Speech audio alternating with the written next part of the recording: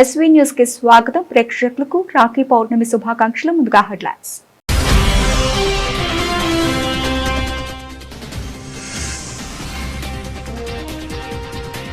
CM నివాసంలో రాఖీ వేడుకలు. రేవంత్ రెడ్డికి ప్రత్యేక బంగారు రాఖీ కట్టిన మంత్రి కొండా సురేఖ.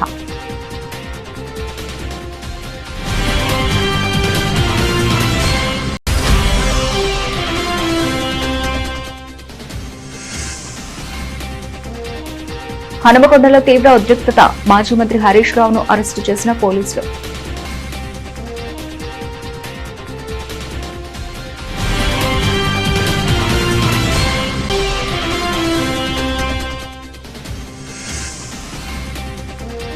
పాలిటెక్నిక్ విద్యను నిర్వీర్యం చేయడానికే జీవో 97. కాంగ్రెస్ ప్రభుత్వంపై రంజిత్ రెడ్డి ఫైర్.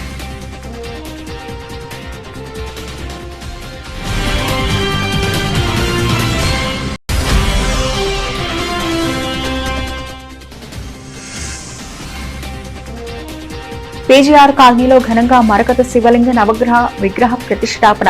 పాల్గొన్న ఎమ్మెల్యే మహిపాల్ రెడ్డి.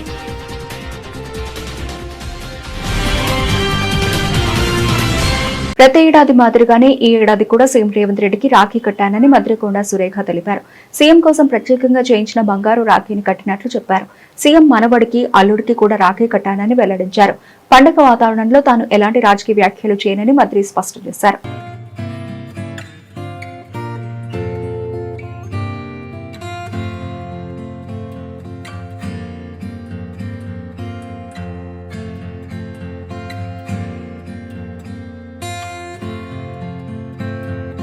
హనుమకొండ కలెక్టరేట్ వద్ద ఉద్రిక్త పరిస్థితులు నెలకొన్నాయి.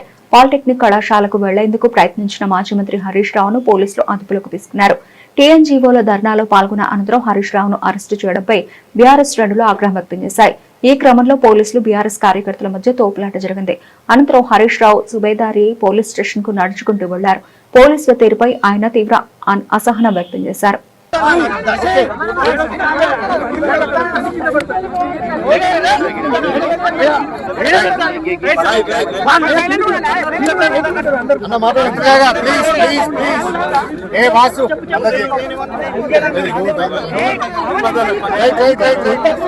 మీడియా మిత్రులందరికీ నమస్కారం.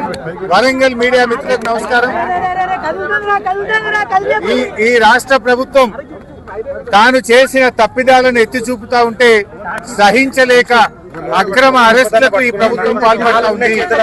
ఈ రోజు మేము మాట్లాడిందల్లా కూడా పాలిటెక్నిక్ విద్యను ప్రైవేట్ పరం చేయొద్దని, ఉపాధ్యాయ ఉద్యోగ సంఘాలకు కాంగ్రెస్ పార్టీ మేనిఫెస్టోలో ఇచ్చిన హామీలు అమలు చేయాలని, ప్రభుత్వ ఆస్తులను 22A పెట్టి ప్రజలను ఇబ్బంది పెట్టొద్దని ఈ రోజు బీఆర్ఎస్ పార్టీ ప్రశ్నిస్తా ఉంటే రేవంత్ రెడ్డి సహించలేక మమ్మల్ని అరెస్ట్ చేసి ఈ రోజు పోలీస్ స్టేషన్ లో పెట్టడం జరిగింది. ఇవాళ రేవంత్ రెడ్డి గారు మీ కాంగ్రెస్ పార్టీ ఎన్నికల్లో ఏం చెప్పింది? 6 గ్యారంటీలతో పాటు 7వ గ్యారంటీ ప్రశ్నించేటువంటి హక్కు, ప్రజాస్వామ్య హక్కు మీకు కల్పిస్తామని హామీ ఇచ్చింది. కానీ ఈరోజు ఈ రాష్ట్ర ప్రభుత్వం 6 గ్యారంటీలతో పాటు 7వ గ్యారంటీని కూడా మంటగల్పింది. 7వ గ్యారంటీకి కూడా ఎగనామం పెట్టింది. కాంగ్రెస్ పార్టీ ఈరోజు రేవంత్ రెడ్డి గారు ముఖ్యంగా రాష్ట్రంలోని 113 పాలిటెక్నిక్లను స్కిల్ యూనివర్సిటీలోకి తేవడాన్ని నిరసిస్తూ రాష్ట్ర వ్యాప్తంగా 1,00,000 మంది విద్యార్థులు పోరాటం చేస్తా ఉన్నారు. ఆ పిల్లలు పసిపిల్లలు, కనీసం 18 ఏళ్లు కూడా నిండలేదు. ఆ పిల్లల మీద రేవంత్ రెడ్డి గారు అత్యంత కర్కశంగా ఆ పిల్లల గొంతు బిసుకుతా ఉన్నారు. ఆ పిల్లల మీద అక్రమ కేసులు బనాయిస్తా ఉన్నారు. ఆ పిల్లల మీద భౌతిక దాడులకు పాల్పడతా ఉన్నారు. నేను అడుగుతున్నా రేవంత్ రెడ్డి, ఆ పిల్లలేమన్నా టెర్రరిస్టులా? ఆ పిల్లలేమన్నా సంఘ విద్రోహ శక్తులా? ఆ పిల్లలు తమ భవిష్యత్తును నాశనం చేయొద్దని, మా భవిష్యత్తు స్కిల్ యూనివర్సిటీలో కలిపి మీరు చెలగాటమాడొద్దని ఈ ప్రభుత్వంతో పోరాటం చేస్తున్నారు. ఇలా పిల్లలు రాష్ట్ర వ్యాప్తంగా బాధపడతా ఉన్నారు. ముఖ్యంగా ఈ రేవంత్ రెడ్డి విద్యాశాఖ మంత్రిగా ఉండడం మా దౌర్భాగ్యము. రేవంత్ రెడ్డి ఈ మధ్య మాట్లాడుతూ ఇంజనీరింగ్ విద్యార్థులంతా కూడా క్రిమినల్ వేస్ట్ అని మాట్లాడినాడు.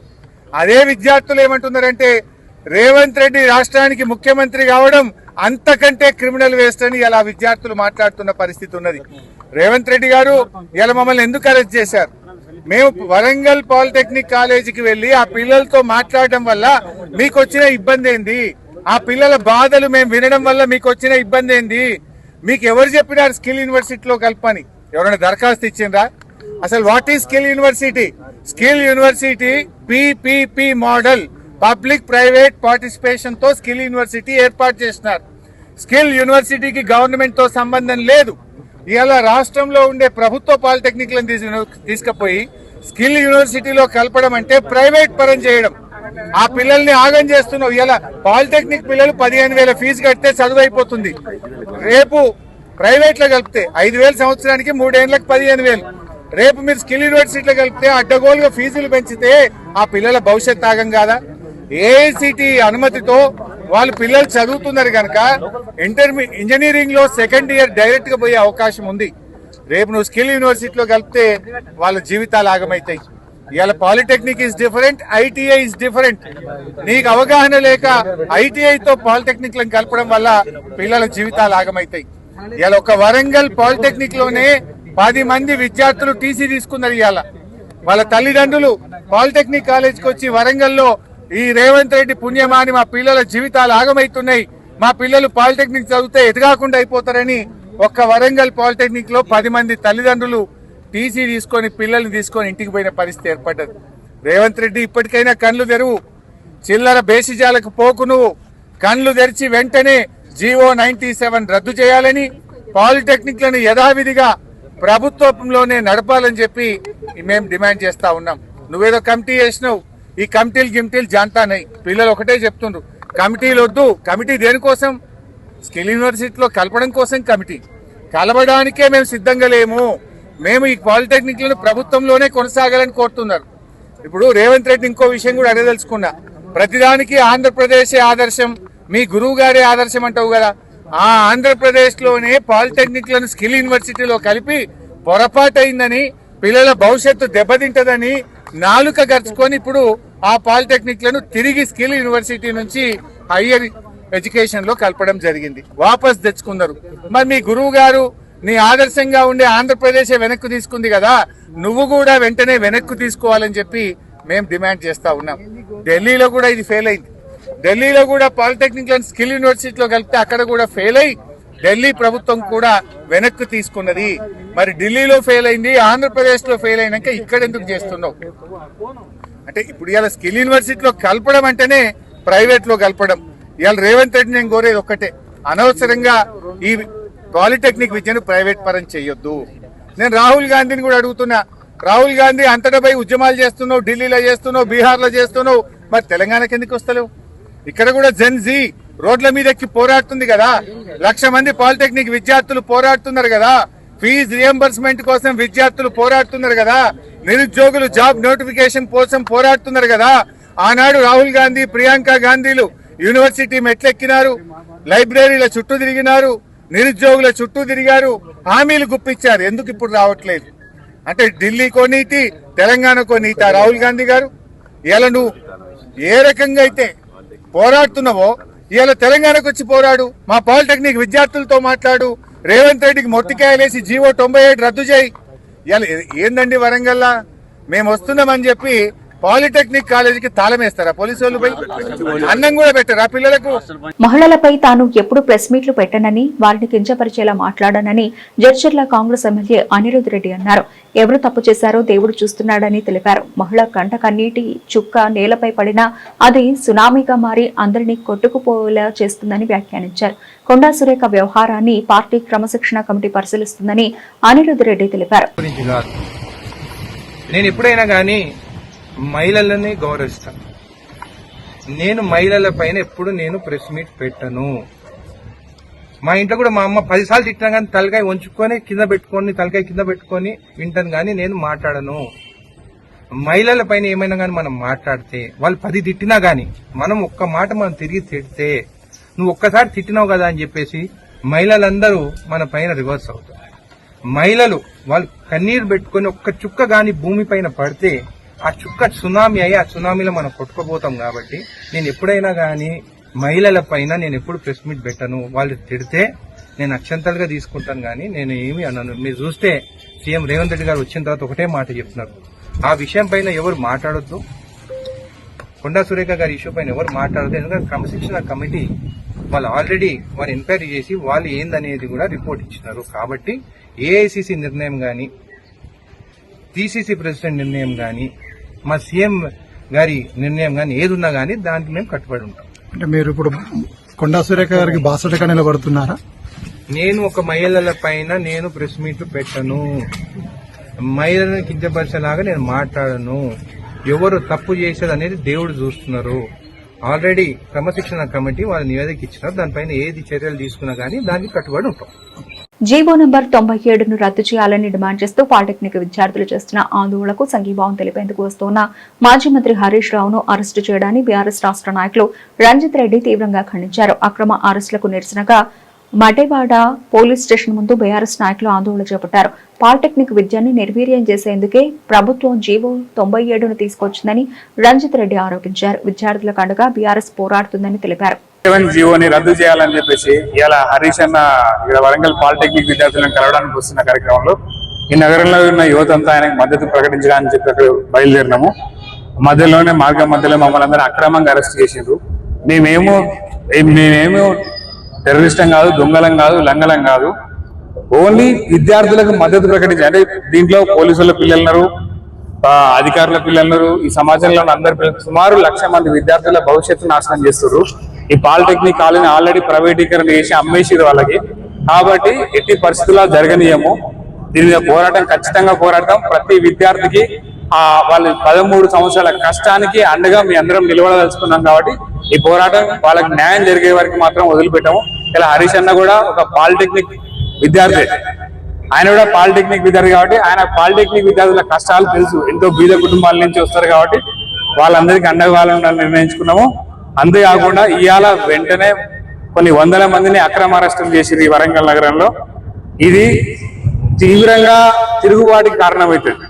ఫ్యూచర్ లో ప్రతి ఒక్కరిని చదువుకునే విద్యార్థులకు అన్యాయం జరిగిందని అడిగితే వాళ్ళు అరెస్ట్ చేయడం జరుగుతుంది. కాబట్టి రేపొద్దున ఇది తిరుగుబాటుకి కారణమవుతుంది. ఇట్లాంటి దుశ్చర్యలకి ముఖ్యమంత్రి గారు పాల్గొనొద్దు. ఇది చాలా దారుణము. మా స్వేచ్ఛ అంటూ ఉంటుంది. మేము అడగాలనా వద్దా? మేము అడగాలి కదా ప్రజాప్రతినిధులని, ప్రభుత్వాలని. పిల్లల్ని ఎందుకు అన్యాయం చేస్తారు, ఎందుకు రోడ్డు మీద పెడతారు అడగాలి కదా. కాబట్టి ఈ రోజు మేము అడగడం ప్రయత్నం చేస్తున్నాం. మేము ఈ రోజు నుంచి ప్రతిరోజు మేము పాలిటెక్నిక్ విద్యార్థులు అండగా నిలబడతాం. వాళ్ళకి మా జీవితాలు, మా ప్రాణాలు త్యాగంగా అడ్డం వేసినా కానీ వాళ్ళ భవిష్యత్తును కాపాడుతామని చెప్పి మాట ఇస్తాను. మేము ఆ పార్టీ హరీష్ అన్న కూడా అదే మాట చెప్తుండు. ఖచ్చితంగా మా విద్యార్థులకి అండదండగా ఉంటాం. రాఖీ పౌర్ణమి సందర్భంగా నారాయణపేట ట్రాఫిక్ ఎస్ఐ కృష్ణ చైతన్య విద్యార్థులు, ప్రజలకు శుభాకాంక్షలు తెలిపారు. ద్విచక్ర వాహనాలపై ప్రయాణించే ప్రతి ఒక్కరూ తమ భద్రత కోసం తప్పనిసరిగా హెల్మెట్ ధరించాలని సూచించారు. ట్రాఫిక్ నిబంధనలు పాటిస్తూ సురక్షితంగా ప్రయాణించాలని కోరారు.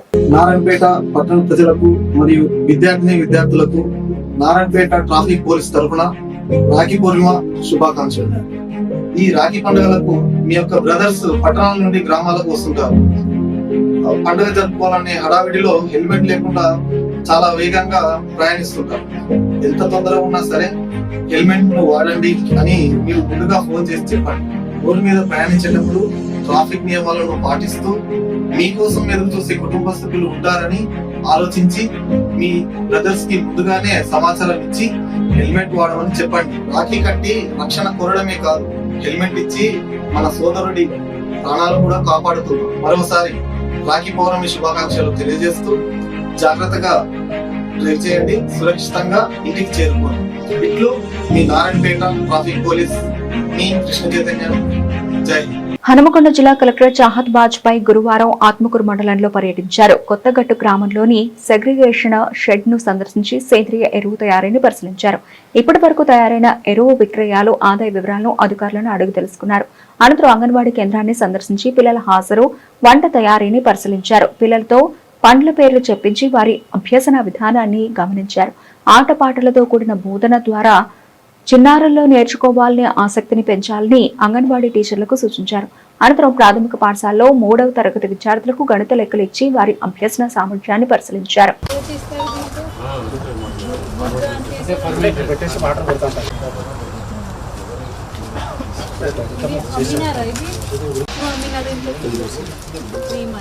ఎంత వచ్చింది అమౌంట్ అప్పుడు?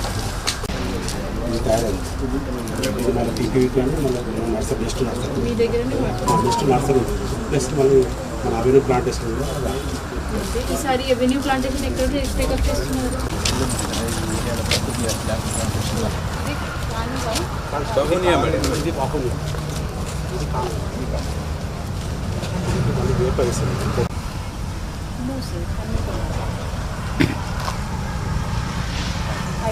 చేయొచ్చు కదా, ఇది దాంతో ఇది కంటిన్యూ పండలేని ఏరియా వరకు తీసుకున్నాం మేడం.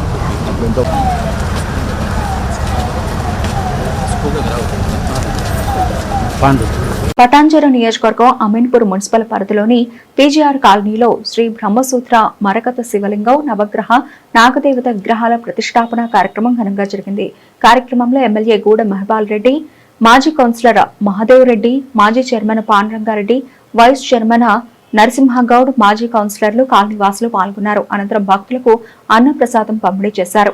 ఇక్కడ మన పీజీఆర్ కాలనీలో మన మరకత నాగేంద్ర శివాలయము మరియు నాగదేవత అండ్ నవగ్రహాలు మన మాధవరెడ్డి గారి ఎక్స్ కౌన్సిలర్ మాధవరెడ్డి గారి ఆధ్వర్యంలో మళ్ళీ అందరి సహకారంతో మన రెసిడెంట్స్ అందరి సహకారం అండ్ ఎమ్మెల్యే గూడెం మైపాల్ రెడ్డి గారి సహకారము మరియు వైస్ చైర్మన్ వైస్ చైర్మన్ వాళ్ళ సహకారంతో అండ్ గుడి కమిటీ ఆధ్వర్యంలో సో ఈ రోజు ఇక్కడ బ్రహ్మాండంగా ఈ గుడి కార్యక్రమము ప్రతిష్ట కార్యక్రమం బ్రహ్మాండంగా జరిగింది.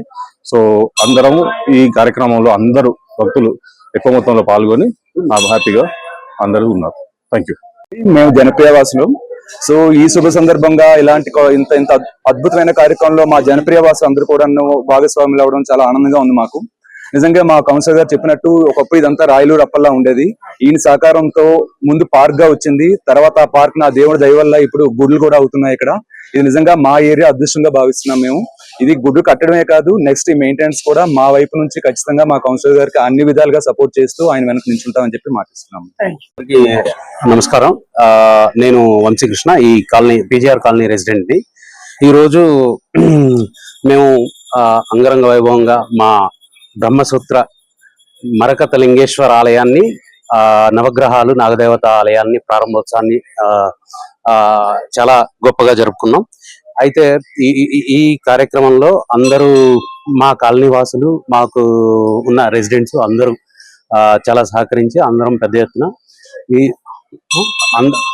అందరూ మా శ్రేయోభిలాషులు అందరూ కలిసి అందరి సహకారంతో మా కౌన్సిలర్ మా మహదేవరెడ్డి గారు ఆయన నాయకత్వంలో అండ్ మా ఆలయ కమిటీ అందరం కలిసి ఈ కాలనీలో దాదాపు 10,000 మందికి పైగా నివసిస్తున్న ఈ కాలనీలో మేము గత 6 సంవత్సరాల క్రితం ఏదైతే మా మహదేవరెడ్డి గారి నాయకత్వంలో ఈ పార్క్ ఏ విధంగా అయితే డెవలప్ చేసుకున్నామో, పార్క్ ను డెవలప్ చేసుకోవడంలో అంటే ఈ రద్దీ లైఫ్ లో ప్రజలకు ఆహ్లాదకరమైన వాతావరణాన్ని కల్పించడం కోసం ఆయన అహర్నిశలుగా శ్రమపడి కౌన్సిలర్లని, చైర్మన్ గారిని, ఎమ్మెల్యే గారిని ఒప్పించి అద్భుతంగా ఈ పార్క్ డెవలప్ చేసుకున్నాం. మీరు ఒక్కసారి వీడియో తీసుకున్నా కానీ ఇది అర్థమైపోతుంది. మా కాలనీలో ఉన్న రెసిడెంట్స్ అందరికీ ఇది చాలా ఉపయోగకరంగా, అందరికీ ప్రశాంతంగా ఆహ్లాదకరమైన వాతావరణం కల్పించడంలో ఆయన ఎంతో కృషి చేశారు. అదే విధంగా ఈ కాలనీ రెసిడెంట్స్ కి అంతకు ముందు మేము ఈ పోచమ్మ టెంపుల్ కట్టుకోక ముందు రోడ్డు దాటి చందానగర్ వెళ్లాల్సి వచ్చే పరిస్థితులు ఉండేవి. ఆ పరిస్థితుల్ని దృష్టిలో పెట్టుకుని ఇక్కడే పోచమ్మ టెంపుల్ కట్టుకుందాం అని చెప్పేసి అది కూడా బ్రహ్మాండంగా పోచమ్మ టెంపుల్ కట్టుకొని ఇప్పటికి 3 సంవత్సరాలు అవుతుంది. బ్రహ్మాండంగా పూజలు కార్యక్రమాలు అందరూ భక్తులు అందరూ సంతోషంగా ఉన్నారు. అదే విధంగా మరకత లింగేశ్వరం ప్లస్ నవగ్రహాలు నాగదేవత గుళ్ళు కూడా ఏర్పాటు చేసుకోవడం చాలా సంతోషంగా ఉంది.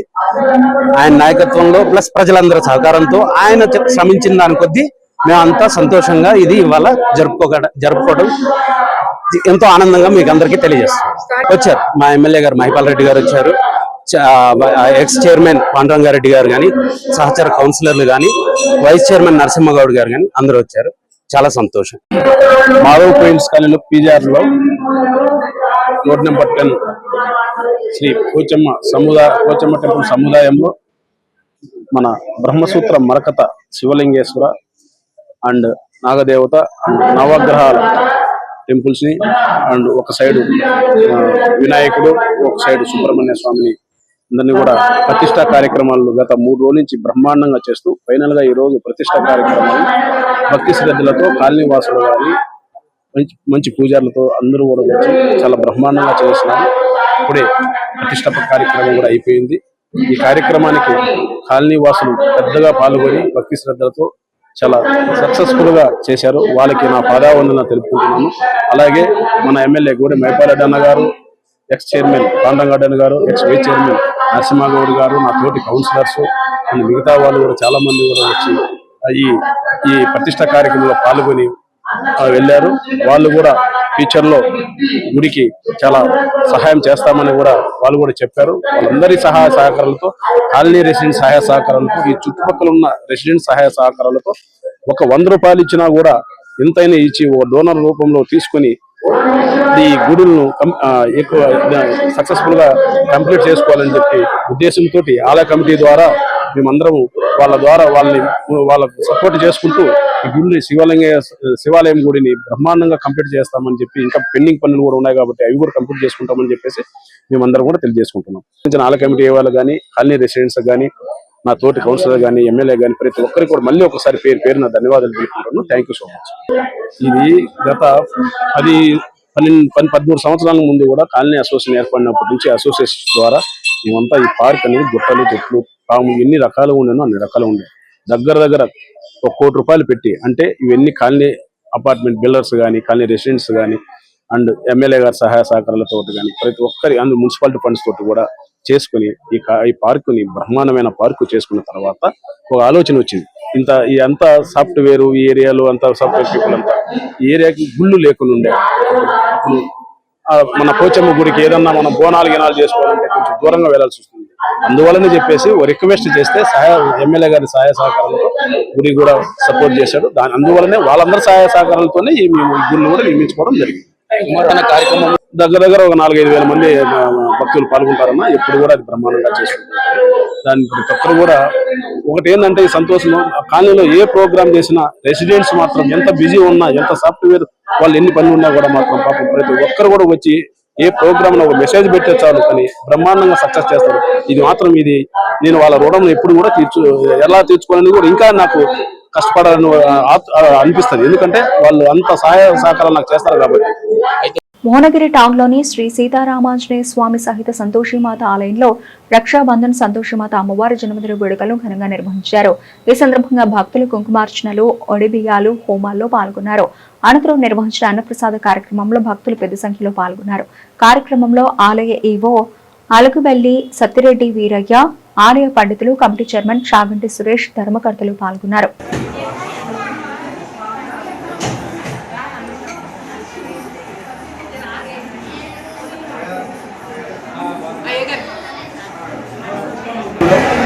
అమ్మవారికి ఇదే వారణాల నుంచి 8 నెలల వరకు విశేష మహాకుంభాభిషేకం జరిగింది.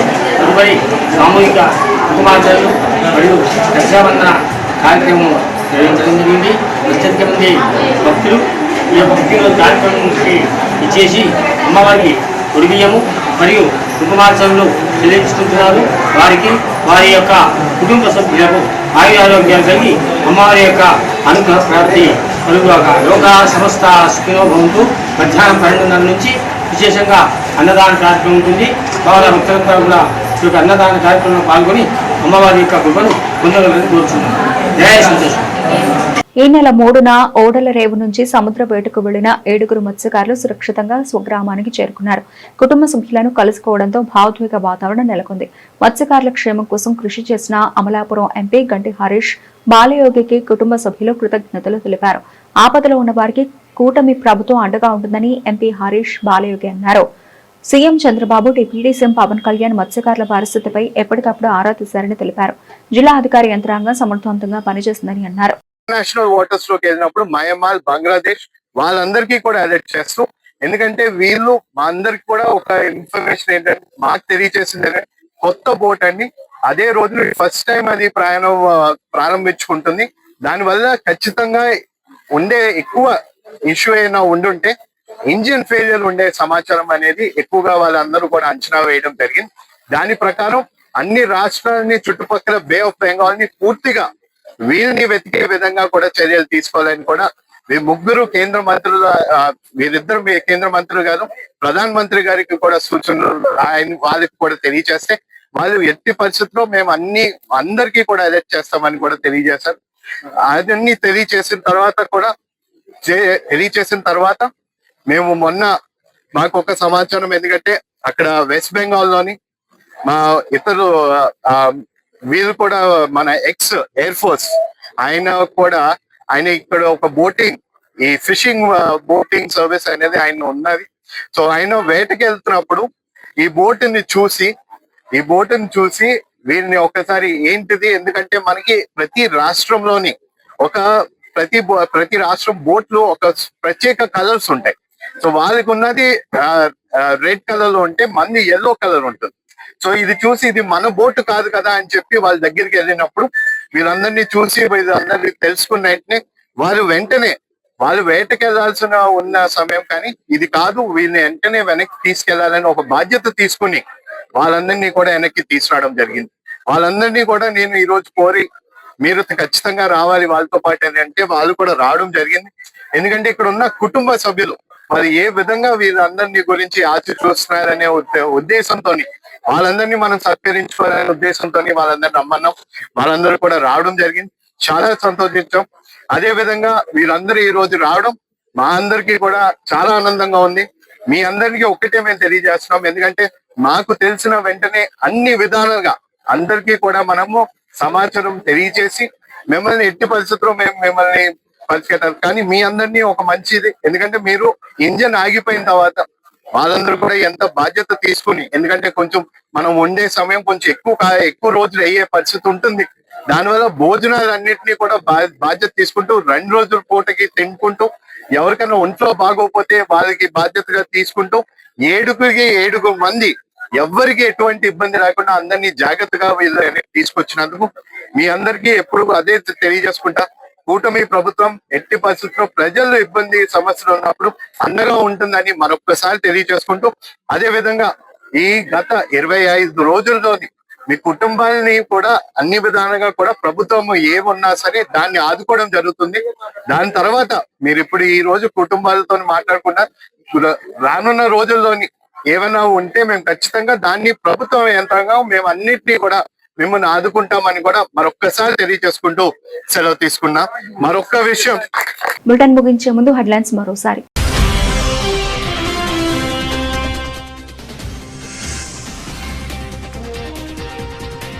సీఎం నివాసంలో రాఖీ వేడుకలు. రేవంత్ రెడ్డికి ప్రత్యేక బంగారు రాఖీ కట్టిన మంత్రి కొండా సురేఖ.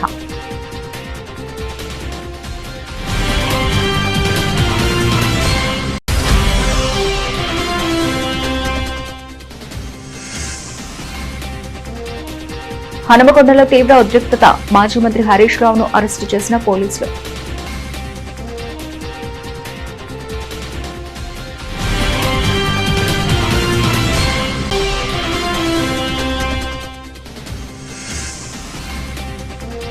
పాలిటెక్నిక్ విద్యను నిర్వీర్యం చేయడానికే జీవో 97. కాంగ్రెస్ ప్రభుత్వంపై రంజిత్ రెడ్డి ఫైట్.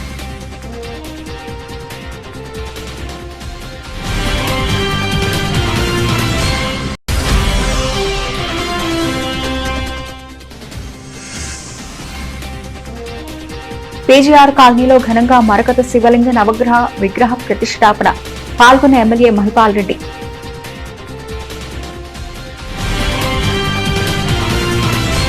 ఇది ఇప్పటివరకు నబిల్చిన అప్డేట్స్. మరిన్ని అప్డేట్స్ తో మళ్ళీ కలుద్దాం.